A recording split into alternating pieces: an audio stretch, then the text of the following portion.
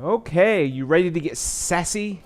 It's always the same blue sky. We're going to continue our journey. All right, and if you remember, last time I don't know what was going on. She had been looking out the window and fiddling with her pen all lesson, which is why it came as no surprise when she got up and walked out towards the end. I tried to ignore this and concentrate on what the teacher was saying. Poseidon's greatest temple resided in Atlantis. So when Atlantis was destroyed, Poseidon left this planet. And now that sentence has me more interested than the rest of this game so far. Now, if this game was about that would be cool. What was on Kira's mind? What was making her unhappy? Could she have family problems? Maybe I was just projecting. Then again, I couldn't recall her even mentioning her family before. It seemed like a waste of time sitting there contemplating what was running through her mind instead of just asking her. As Kira had done a few minutes before, I left the room without a word. I had a feeling I knew where Kira would be. I found Kira sat on a collection of large, dark, uneven rocks, which were located on the end of the peninsula beneath the school. So you can just get up and leave school? All right. They were only accessible at a very limited period each day and weren't easy to reach, but your reward was privacy and a chance to escape the school above, which was out of view to the rocky area, being a little indented into the land. Whatever. I found Kira sitting there watching the sea massage everything around her, small amounts of spray occasionally spitting over her feet. The sky was gray. Oh, it's supposed to be always a blue sky. Okay. Sky was gray and it looked like a storm could be coming, but it wasn't too cold yet. She briefly looked up and smiled at me, acknowledging my presence as I sat on the rock next to her. I rolled up the bottom of my trousers to prevent them from getting wet, pulled my legs toward me, rested my head on my folded arms, and watched the struggling water around her. Even though nothing had been resolved, my head quickly cleared while sitting there. After a few minutes, Kira softly said, "I didn't know you had a tattoo. I like it." Well, what's wrong, Kira? It's a giant squid, isn't it? She's avoiding the conversation, isn't she? This caught me off guard. Let's see. Most people think it's a regular squid. I'm impressed you know the difference. She looked taken aback. It's obvious from the shape of the caudal fin and, of course, its eyes. Kira, what's wrong? I repeated. She said nothing for a minute. Is it acceptable to be selfish? People are inherently selfish, so therefore, is it fair to be annoyed by selfish behavior? I took a minute myself. It's part of the human psyche. Something can't be helped. Just because someone gravitates more easily towards a certain behavior doesn't make it right. I'll just say that. Though people aren't usually open about it, it's unavoidable. But it's not as black and white as that. For example, the only reason you're here now looking out for me is in the hope that I do the same for you. If I said right now that I care nothing for you and I'll never speak to you again, would you still be here? Her tone was emotionless. I took something out of my pocket before I answered. If you really mean that, then no, I wouldn't. Yeah, that's probably true. But I'm going to say yes. I said, placing the bracelet I'd bought that first day in her hand. This is to say thank you for showing me around and making me feel welcome. I got up to leave. Kira grabbed my hand, so I turned around and met her eyes. They were full of sincerity. All right, kids. I may have to throw a blanket over the TV. I believe you. I took her other hand and hoisted her up. If we head back now, we can make the next class. She smiled warmly, but for some reason, it just incited pity. She didn't let go of my hand until we reached the school. We went into town that evening. It was quite late, yet the illuminated stained glass bathed the town in a faint rainbow. We were too absorbed in our debate to pay attention to where we were going. As a result, we ended up in an unfamiliar area, but we didn't take notice until Kira stopped. Do you hear that? No. I hadn't heard anything. I was too deeply engrossed in our conversation. No, what is it? I looked around. Where are we, Kira? Kira shrugged, about to speak. More alert, I heard it this time. Kira looked at me, intent in her eyes. I nodded and we followed his call through a hidden side street. Whoop! We were greeted by a spectacular courtyard. What? I got an achievement. The whole area was roofed with vines and had an air of being forgotten. The ancient well took center stage, with the star being an ornate bird cage. It hung from the roof, shimmering brilliantly in the moonlight. Kira walked over somberly to investigate. Its door was wide open. Strange. Hey, look, there are all kinds of seeds in here, Kira said, sieving a few through her fingers. I sat on the well next to her. Owls don't eat seeds, do they? And the plot thickens. Kira sat next to me, and we stayed silent for a minute, giving ourselves time to acclimatize to the mysterious courtyard. It had the air of a grand cathedral. Kira's dulcet tone was a welcome addition as she continued our previous interrupted conversation.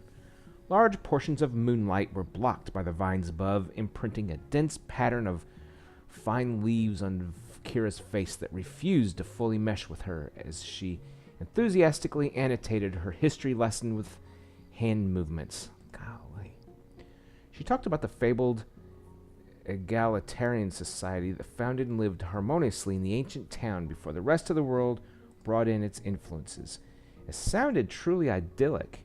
Although Kira must have invested a lot of time into studying the day-to-day life and talked about it enthusiastically, she didn't sound fully convinced.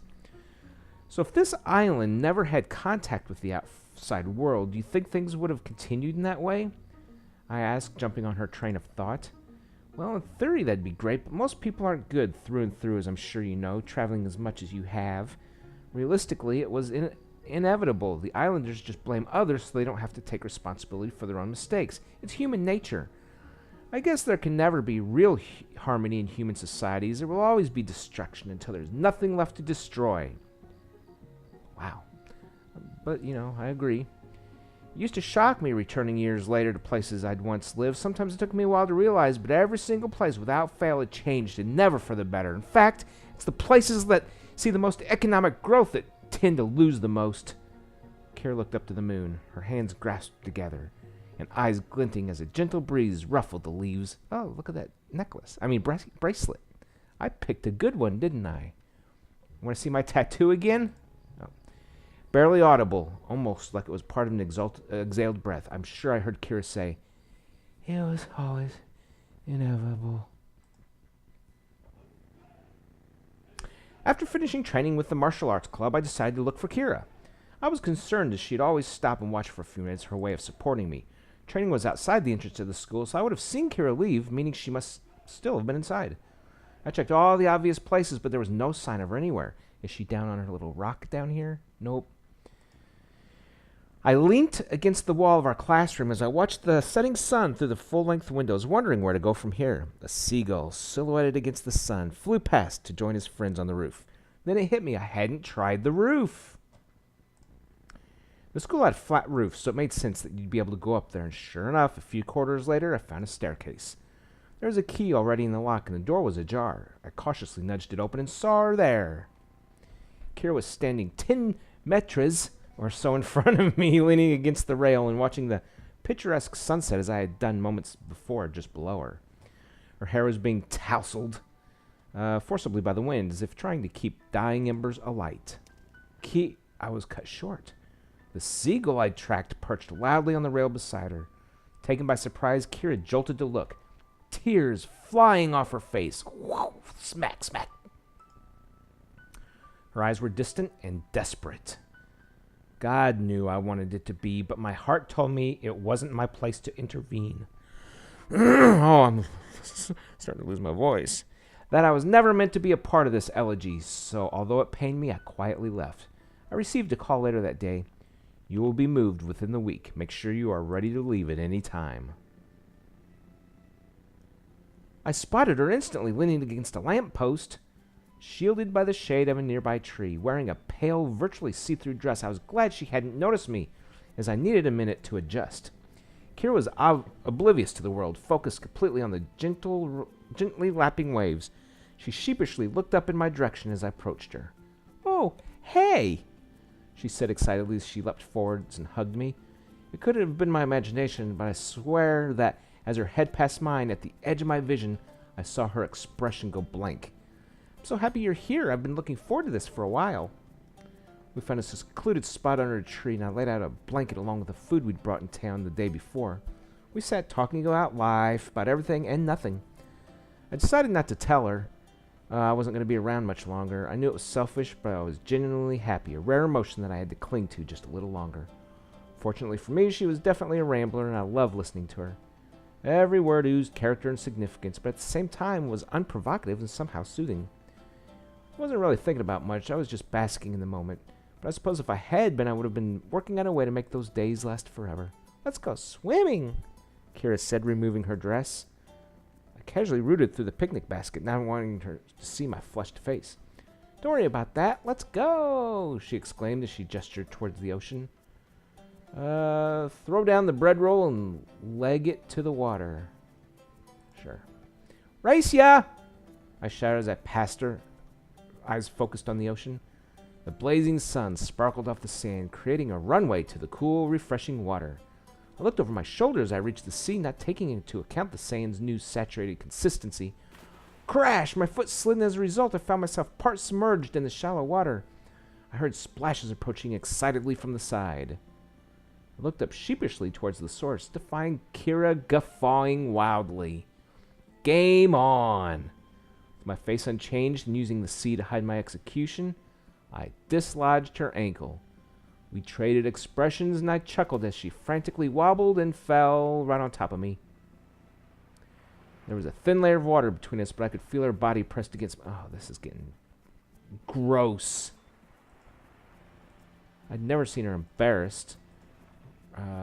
She looked at me, feigning anger. I got up and offered her my hand. She used it to pull back to the water. This time I looked at her disgruntledly.